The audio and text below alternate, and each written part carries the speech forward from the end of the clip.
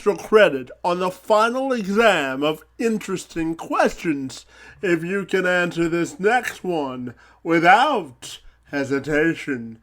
What does nutrition and the performance of esports athletes have in common? I'll give you some time to ponder your answer.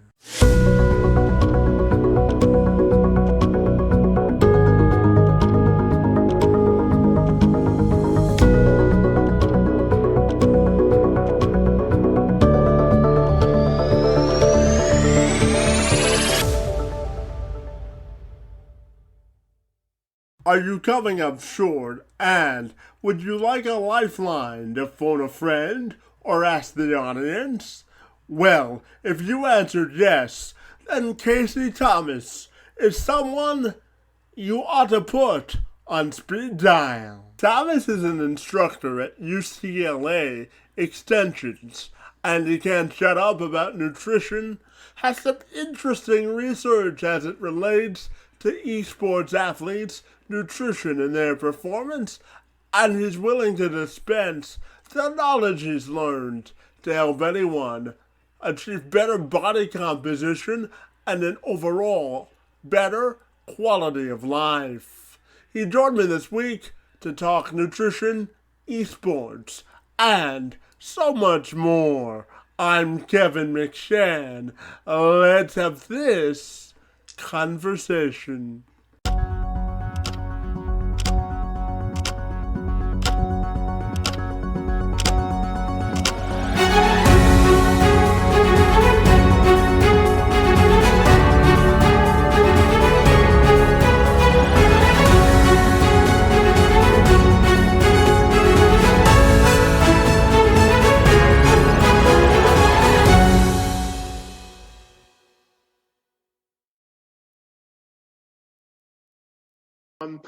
I'm thrilled that you agreed to do it with me today, but if you're ready, Casey, I'll welcome you to this show, and I'm excited to talk to you all about nutrition. Great to be with you this afternoon, and thanks for letting me virtually travel down to LA. It's most appreciated, and it's great to see you this afternoon. No, I'm super happy to be here. Thanks for having me. I'm excited for our conversation. Hey, Casey, just before we dive into your expertise and our conversation this afternoon, I don't know if you knew this, but March is International Women's History Month. So I'm curious to kick our conversation off by asking you about the impact that women have had on your life as well. Well, I do owe a lot to the women in my life. I was actually just recently married this last year, and congratulations. Thank you. She's my better half. And I will say that, my mom and my sister, I owe a lot to them too, the support over the years. And, I think as far as nutrition is concerned, there's a lot of females in the field, and they're the ones who are really advancing everything. And this is despite them being kind of an understudied population as far as athletics and nutrition goes. So there's a lot to be had there, and a lot of appreciation for the women in my own life. Well, I always tell people without women, none of us would be here, right? That's the truth. That's important. But I'm interested to know all about your educational journey, Casey. I know that you spent 5 years conducting some clinical research, and then you decided to return back to school to become a registered dietitian. So I'm wondering if you could expand on your educational journey for me. Sure. Yeah. And I'll say that my educational journey was definitely a little bit unconventional for someone in the nutrition field. When I was in my undergrad years, I actually planned on being a doctor. I was pre-med. I started shadowing some doctors around, and I hated it. I said, this is not for me. So what I ended up doing was I went to go work in research, and I was kind of naive a little bit. I was saying I wanted to be on the forefront of scientific discovery, Um, and during this time, this is when I got my first exposure to high-level athletes. And so my areas of research were specifically in the supplement and pharmaceutical world. And I had a lot of, I was doing this nutrition thing as a hobby on the side, but I had some high-level athletes approach me. They were kind of looking for the next big thing that wasn't going to pop them on a drug test. So, some new supplements or new pharmaceutical compounds. And I really loved working with this population. And I realized I couldn't have the job I wanted doing what I was doing. And so I decided to go back to school to become a registered dietitian. From there, as part of my education, I completed a thesis project, which eventually got published. We looked at energy drinks and their use on different performance metrics in a team of professional esports athletes, which was super fun. I really enjoyed it. And, as far as the educational journey, I feel like I'm a lifelong learner, but I definitely keep my foot in the academic world. I still do peer review for journals, and I'm an instructor with UCLA Extension. So that's kind of, that keeps my brain sharp. I love reading, I love learning, and I love educating. I'm curious, Casey, about your thoughts on the correlation between nutrition and esports and why they're connected. Absolutely.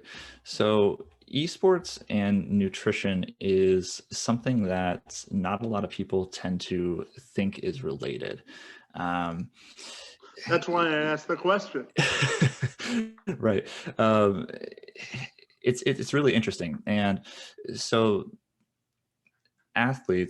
with traditional athletes, the connection between nutrition and performance is very well documented, and there's a lot of belief there.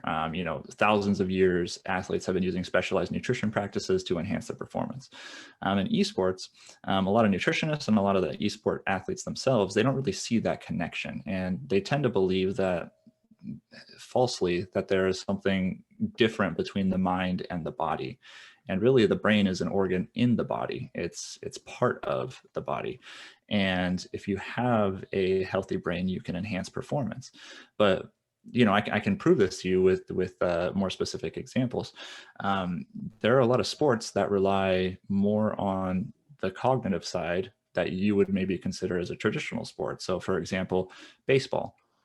Baseball is not really physically demanding at all. And the athletes who have the most success are the ones who have faster reaction speed and hand-eye coordination and those kind of things. We also have shot callers in different team sports. They have to strategize. They have to make these like complicated decisions in snap like moments. They don't have much time at all to be thinking, and they have to strategize and direct the team.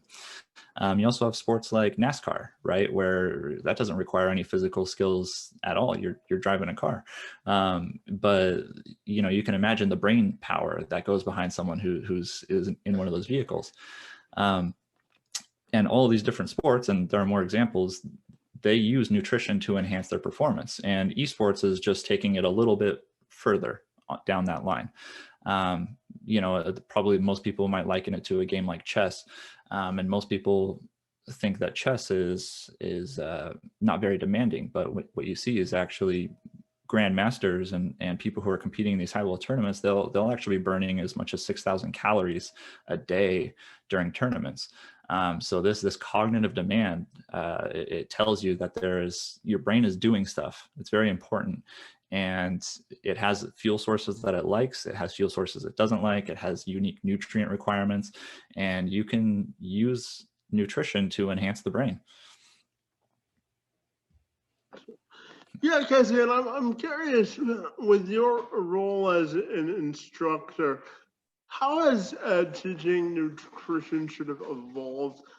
I guess what I'm asking is how is the best way you get your students excited about studying nutrition and all that involves with that? I'll say, at least for me, I would have initially answered that nutrition is inherently interesting and everybody loves it, but that's not true. I think that what makes nutrition interesting is that it is so accessible and impactful on people's life. And what I mean by accessible is, if you have a hobby, let's say you want to race cars, or let's say you want to sail a yacht, or, let's say you want to go lift some weights or something like this. Like all this costs, hundreds and thousands and tens of thousands of dollars.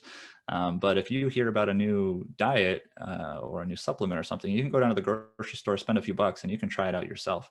And I really encourage my students to try everything that if they're making a recommendation for something, they should have done it. And I'm the same way. I've tried every single fad diet, every single fad supplement that you can think of, much to my own dismay sometimes, because I know it might be bad. But I think making it more hands-on is helpful. And when you can also show them how it will help. So depending on the student population, sometimes I have people who are a little bit older and they care more about their health. And sometimes I have people who are a little bit younger and they think they're invincible. So they don't really care as much about me telling them it's going to help them live a few years longer. But they might care if I tell them, hey, you're going to build muscles, or you're going to lose fat, or your performance is going to be enhanced, those kind of things.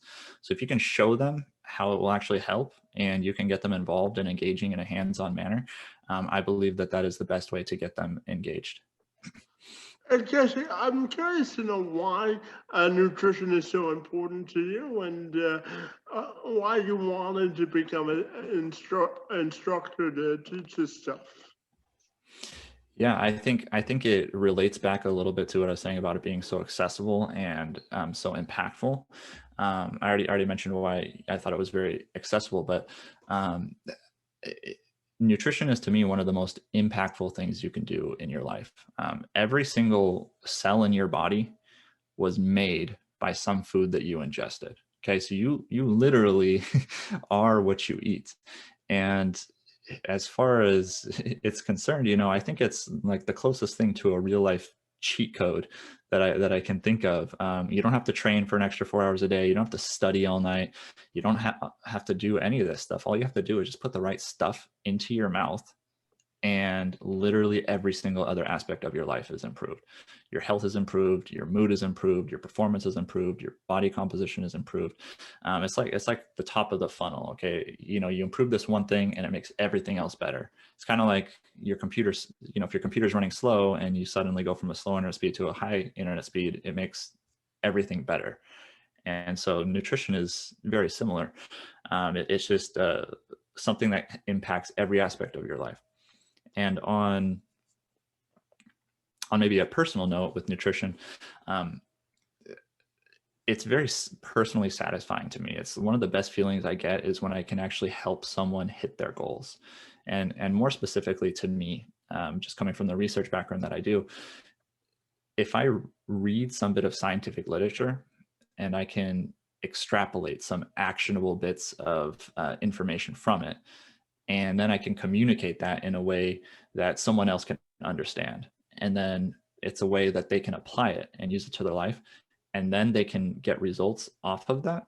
I feel like I'm an alchemist, or like, I have a philosopher's stone. I've turned some boring bit of academia and I've converted it into something real, something that someone else wanted to achieve in their life. And I think that just feels amazing. And I chase that feeling. So that's probably the big reason.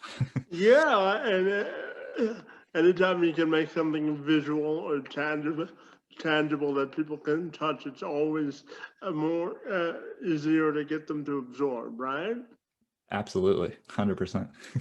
And I know that your research, Casey, has allowed you to implement protocols that have facilitated significant improvement in things like body composition, health, and performance. So I'm wondering if you can tell me about that good work and how satisfied you are about those accomplishments as well.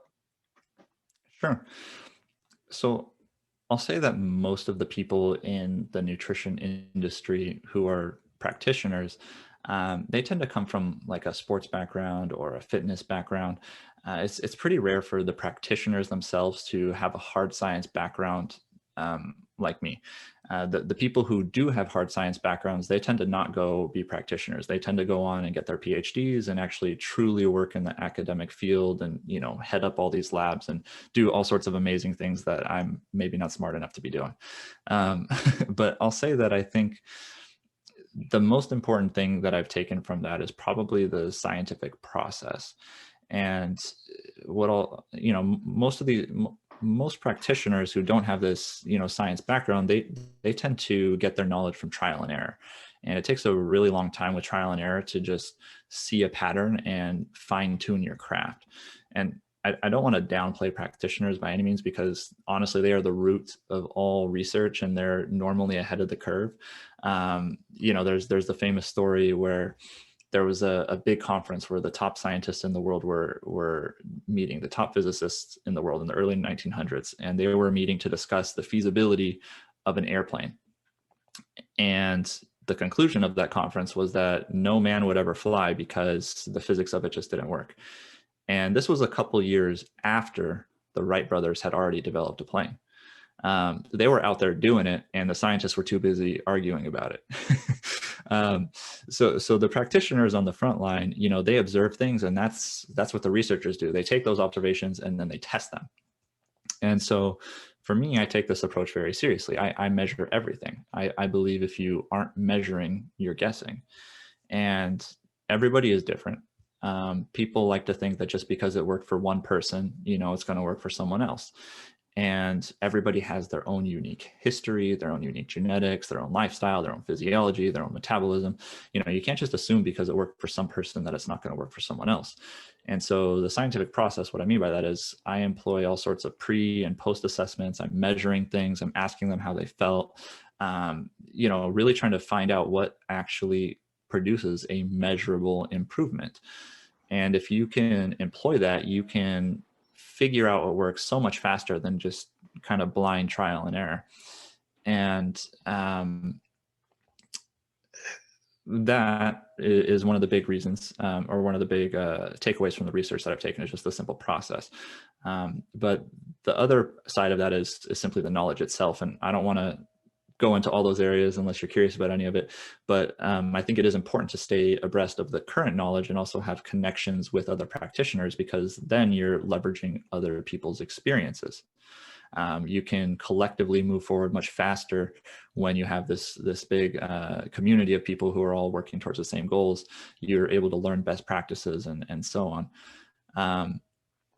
And the last point that I'll say about this is just that having a good foundation in these sciences, though, it helps you call BS on diet trends, because once you understand the underlying physiology and what's going on there, and someone makes a claim to you that so-and-so diet or so-and-so supplement is going to work because of X, you can immediately call BS on that if you actually understand the processes in the body. And so I think that's really helpful.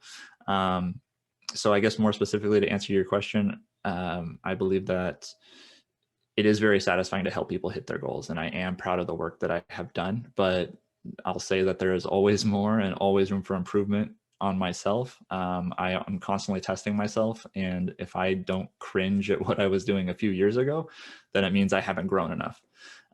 So I think there's always more to be done and always room for improvement.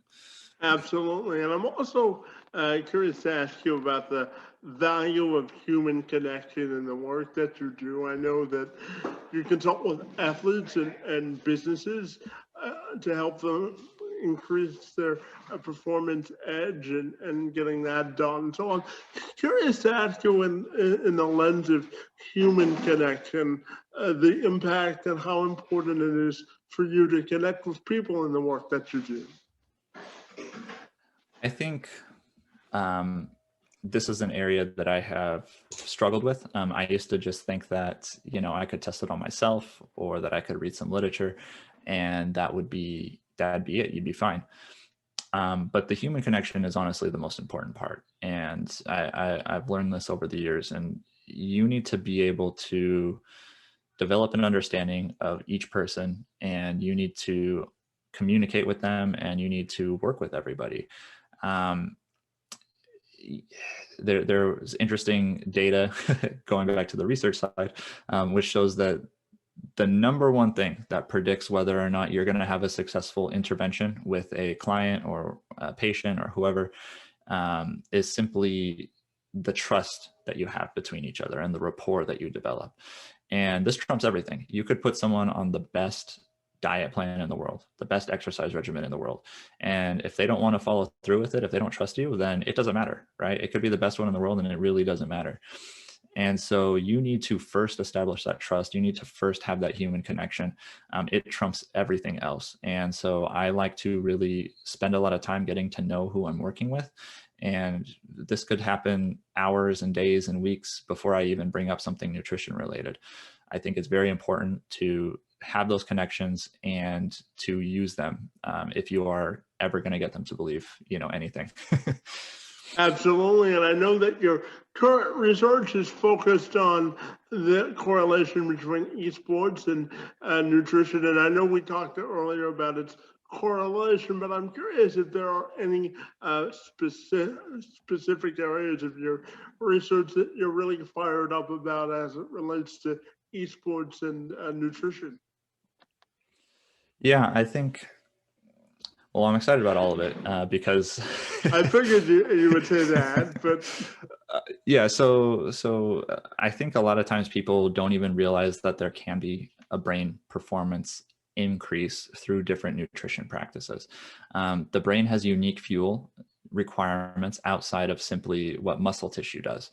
So when you're looking at someone like a track athlete and you're comparing it to someone like an esports athlete, the fuel requirements themselves are very different. So right there, that tells you what your day-to-day food intake should look like, and then in addition to that, there are different things that will deplete that you want to make sure that you are repleting after hard training sessions. There are interesting supplement protocols that are more applicable to brain health than are to, say, muscular health. There's just so much that's kind of untapped. And it really gets me excited because, I first got excited about this working with high-level athletes because it's essentially unregulated right now. The obvious stuff is banned in sports. The obvious physiological stuff like steroids are obviously banned, right? Everybody knows about it. They know that they make your muscles bigger. So they banned them. It's unfair. But there's very little research into different cognitive supplements and different nutrition tricks that can boost your brain. And so you essentially get a free pass to try out whatever you want. And you can see improvement in these traditional sports by enhancing brain function. And a lot of people don't seem to understand that, but even when you have to contract a muscle, it's not just the muscle doing that in isolation. The brain had to send a signal down all the way to your leg in order to make that contraction happen. And so if you improve your brain, you can improve the muscle as well. But so as far as esports is concerned, there are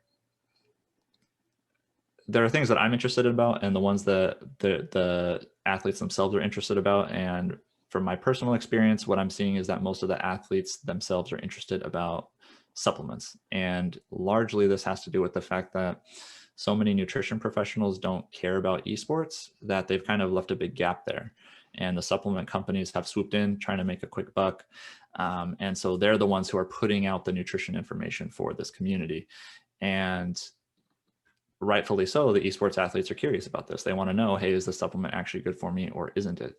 And so I think that is probably what's most interesting to me of late, is figuring out different, they call them nootropics, different compounds that can boost brain performance, different supplement protocols and things like that. And that's probably what's got my interest most recently for esports athletes. I guess you sparked my interest to ask this question. So thanks for making this interesting and intriguing conversation. But I'm wondering for your perspective, when you're talking to these athletes, do you think you're gaining yourself an advantage, or you're providing them information that they may not have considered before? I guess what I'm asking is, are you excited about taking advantage of this gap in the market and educating people on how nutrition and esports are related? I wouldn't say I'm trying to take advantage. I definitely come from I mean, I'm a gamer myself, although I'm not very good, and so it's a little bit like returning home for me to come back to this community. But I do think that there is a gap there, and I have been, I mean, I've been doing a lot of I do free talks to a lot of clubs and organizations and universities and professional teams in the esports world. Just because I love these guys and I want them to get some credible information, just because in my opinion, a lot of the information that's out there is misinformation and is most people trying to take advantage of this population. So my hope and my big drive and desire for a lot of what I've been doing has been to just have a little bit of truth in there and try to spread some sound nutrition practices based off of actual scientific principles rather than just some nutrition guru guy trying to make a quick buck off of a supplement. Well, as a journalist, Casey, I appreciate the value of research, so we share that same synergy for sure. And yeah, and I'll say one quick thing too is just I've been offered a lot of times to push particular supplements from supplement companies. They've approached me and I've turned them all down. So I have no financial conflict of interest here. Like I do truly try to do this, just because I love these people. Well, thanks for that clarification. And it's always nice to do something from the goodness of your heart, isn't it? So that's always important. And I also, Casey, as you know, I do a lot of work with people with disabilities, and I have spastic quadriplegia, cerebral palsy myself. So I'm curious to get your thoughts on the importance of nutrition for people with disabilities and how they can use nutrition to live a healthier lifestyle. Right. And so this is an area that is very, very, very understudied. Until recently, it was almost taboo. There's, still stigmas arise around, people with disabilities, and it's unfortunate. It's understudied, and there aren't that many good research studies looking at this population, and it's very unfortunate. And this is despite there being a huge growth in things like the Paralympics and other sports for athletes with impairments. So there's not a whole lot of good quality data. But what I will say is that I think a lot of people in the nutrition world are scared to work with people with disabilities. Um, my professional opinion is that honestly, it's mostly the same. The principles are going to hold true 9 times out of 10 for both nutrition and training, but the specifics will definitely need to be tweaked based off of the particular condition. There's so many different kinds of impairments that can afflict a human, and each one has a unique impact on the physiology. And what you'll see is that people who share the same impairment may have a different response as well. So you can't even give a blanket recommendation to a particular impairment. You have to individualize it even within that. And I think that is really critical for success. I haven't worked with too many, so there are definitely probably people better than me who can answer this question. But just a few takeaways from my personal experiences is that the challenges can be immense for this population. However, at the same time, at least as far as the athletes are concerned, commitment to their nutrition, to their training, if appropriate, is important. You can't have shortcuts be tolerated just because they have an impairment. They should be still held to a very high standard. I think it's important to loop in the family and the caregivers. I believe that more often than not, at least as far as nutrition is concerned, that people with disabilities tend to defer their nutrition to their family or their caregivers, and that they aren't as in control of their nutrition as they probably should be if they're trying to be a high-level athlete.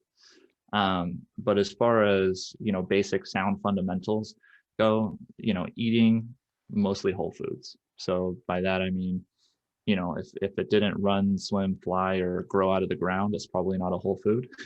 you can't identify the ingredients, then, on the label, it's probably That not a might whole be a food. problem, right? Right. Um, Another big one, which is really interesting, is, and I think particularly relevant to this population, is that you should be consuming the amount of calories to match your needs.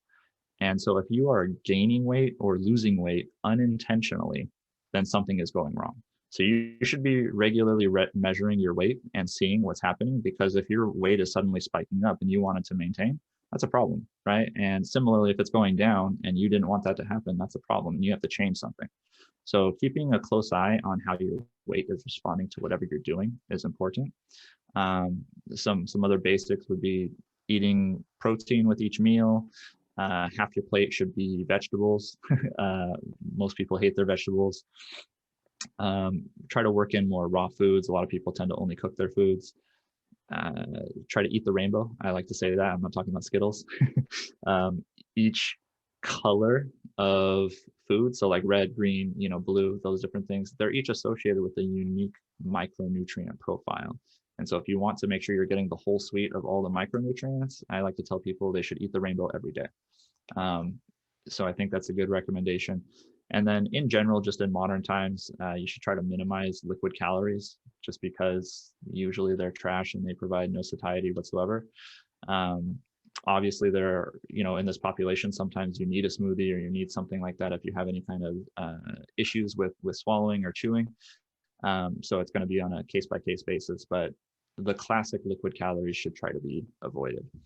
And then one other quick thing, which I'll just say about this population too, is as far as athletes are concerned, the goal of sports nutrition is typically to maximize the adaptive capacity of training sessions, as well as to maximize your recovery from those training sessions, and can also be used to acutely improve performance during whatever session you might care about. And so typically, you should really be prioritizing the nutrition that are taking place around these sessions. And people with disabilities should probably still engaging in regular physical activity, per tolerance and as appropriate. But where it's really important is to make sure that they fully recover from whatever it is that they are doing. So typically the sessions will be more taxing on their nervous system or more taxing on their muscles, or whatever it is.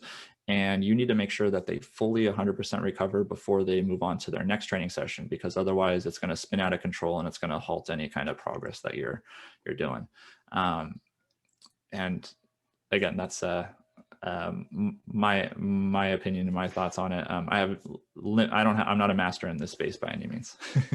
Well, thank you. No, that was in-depth opinion and analysis, so I appreciate that. I've got a couple more for you, and the last two that I have for you, I want to have a little bit of fun.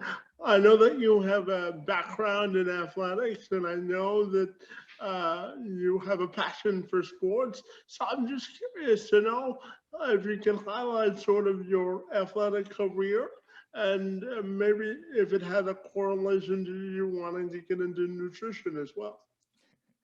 So I'll just come right and say I'm not very good, right? So I never played at the collegiate level. Even I played around with some buddies who did play on some teams, but they would smoke me all the time at whatever it was. I am not very good. I did play in K to 12. I dabbled in a lot of different sports. I played soccer, I played tennis, I played football and baseball. Grew up surfing a little bit, played badminton. I was on the badminton team for a year. So, I've played a lot of different sports, and being active has always been important to me. My favorite active activities are probably hiking and climbing. I really do love to climb a whole lot. It's very soothing to me, and it's something I really enjoy. I just got back from Joshua Tree, actually, which is a great bouldering place. I'm also a little bit of a weekend warrior. I'll do things like the Murph workout on Memorial Day and stuff like that. But honestly, I'm not a pro athlete or even close to it by any means. But I do think it's important to be active. And I think it's important to also relate to the people that you're working with. So it's very hard to understand, what a baseball player needs if you haven't actually done that, you know. And I kind of hold that same policy with all the nutrition that I do, which I mentioned is just, I try everything out myself. So it just gives you more clout with the people that you're working with. If you can say that you've actually done it, and you can say, okay, I've actually done it, and here's the research, here you go. So, I don't have too much of a athletic journey other than just my own, enjoying activities myself. Well, personal lived experience is the best experience, especially if you're trying to get other people to buy what you're selling, so to speak, right? Sure. So, Absolutely. yeah, Casey, I know you mentioned you like to be outdoors and sort of an endurance guy. So my final question before I ask how people can contact you is, when you're not working, how do you connect with yourself outside of work? And what do you like to do for fun, bud? So yeah, I did mention I like to boulder. We have a dog who keeps me sane. There's nothing like living in the moment than staring at a dog and going on a walk with them, I think.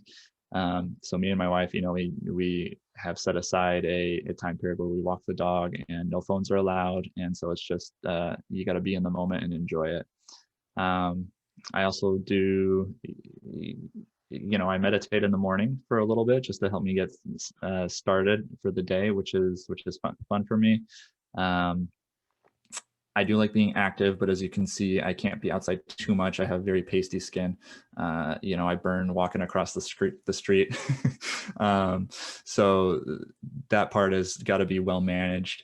But as far as free time goes, I spend a lot of my free time reading. I read, I game on occasion, I hang out with my dog. I like to climb on the weekends sometimes.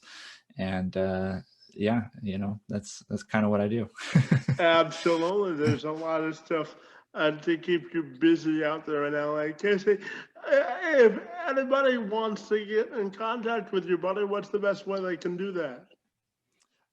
Probably by email, which is a little bit old school and a little bit of a sin in my industry because I actually don't have social media. But my That's email actually is. a blessing, isn't it? I think so. I've never had it, and I'll just quick little funny story. When I was in high school, my friends made a MySpace for me, and they managed it, and then they also made a Facebook for me, and they managed it, and they would like take photos of me and upload it, and I never knew what was going on. So that was interesting. But so as far Power as of interesting marketing, huh? yeah, it's made it challenging for me. All of my business has been 100% word of mouth and referrals. Because We I got to just don't. vault you into the 21st century, Casey. But I know I really do need some help there. So if you have some tips or anybody, like I actually am trying to get a little bit more involved there. But right now it's just an email, which is caseythomasrd@gmail.com. And I respond to pretty much everybody who emails me. But that's pretty much it. fantastic, Casey. Hey, I really want to thank you for a revealing and consequential conversation about the importance of nutrition and how it relates to esports. Really great to spend some time with you, and I want to thank you for being here this afternoon. It's most appreciated. No, it was super fun to be here. Thank you so much for having me. And if you ever want to talk again, I'm around. I'm going to hold you to that. So don't be so quick to offer. No, I'm kidding. But I want to thank you for your time and have a great day, bud. Will do. Thank you so much, Kevin.